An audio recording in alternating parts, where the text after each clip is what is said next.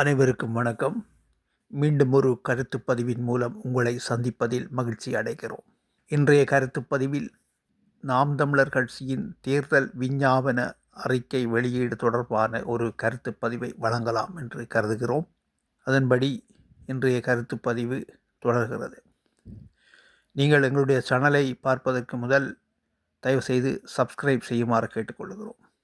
இன்றைய எங்களுடைய கருத்து பதிவில் ஒரு கருத்து என்னவென்றால், இதுவரை தமிழ்நாட்டில் வெளியிடப்பட்ட தேர்தல் விஞ்ஞாபன அறிக்கைகளில் ஒரு மக்கள் நலன் சார்ந்த, மக்களை பெரிதும் நேசித்து மக்களுக்கான செயல் திட்டங்களை முன்வைத்த, அந்த மக்களுக்கான எதிர்கால நீண்டகால நோக்கில் ஒரு செயல் திட்டத்தை வரைந்து அந்த திட்டத்தின்படி தங்களுடைய ஆட்சி நடைபெறும் என்ற ஒரு விரிவான விளக்கத்தை ஏறக்குறைய 1.5 மணித்தியாலங்கள் ஒரு விளக்க உரை வழங்கி திரு சீமான் அவர்கள் தங்களுடைய தேர்தல் விஞ்ஞாபன அறிக்கையை வெளியிட்டிருக்கிறார்.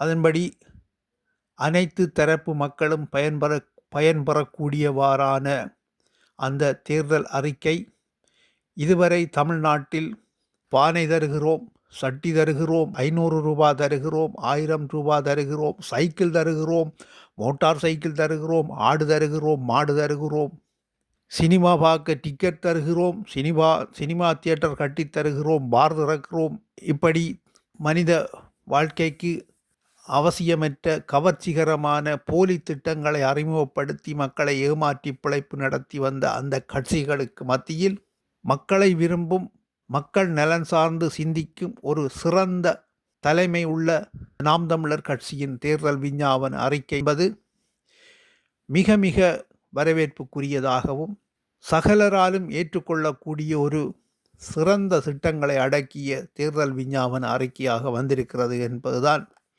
இங்கே குறிப்பிட வேண்டும். இதில் முக்கியமாக என்னவென்றால், இந்த கட்சியில் நிர்வாக பொறுப்புகளில் இருக்கும் அத்தனை நபர்களும் தீவிரமான சமூக சேவையாளர்களும் தமிழ்நாடு எதிர்காலத்தில் எப்படி ஒரு சிறப்பான நிர்வாக கட்டமைப்புக்குள் ஒரு சிறந்த அரசியல் சித்தாந்தத்துடன் இயங்க வேண்டும் என்கிற ஒரு பேரவா கொண்ட உறுப்பினர்களால் நிரம்பி, அந்த உறுப்பினர்களின் வேட்கைகளின் வெளிப்பாடு இந்த தேர்தல் விஞ்ஞாபன அறிக்கைகளாக வந்திருக்கிறது. நீண்ட காலமாகவே திரு சீமான் அவர்கள் இந்த திட்டத்தின் படியான கருத்துரைகளை தொடர்ந்து மேடைகளில் வழங்கி இருக்கிறார் என்பதும் இங்கே குறிப்பிட வேண்டும். குறிப்பிட்டு குறை கூறும் அளவிற்கு அந்த அறிக்கை வெளியிடப்படவில்லை. அனைத்து மக்களும், அனைத்து தரப்பு மக்களும், அதாவது அனைத்து தரப்பு என்று நாங்கள் இங்கே குறிப்பிடுவது ஏழைகளாக இருப்பவர்களும் பணக்காரனாக இருப்பவர்களுக்கும் ஒரு நியாயமான ஆட்சி நடத்தக்கூடிய செயற்திட்டத்தையே திரு சீமான் அவர்கள் வழங்கியிருக்கிறார் என்பதே எங்களுடைய கருத்து.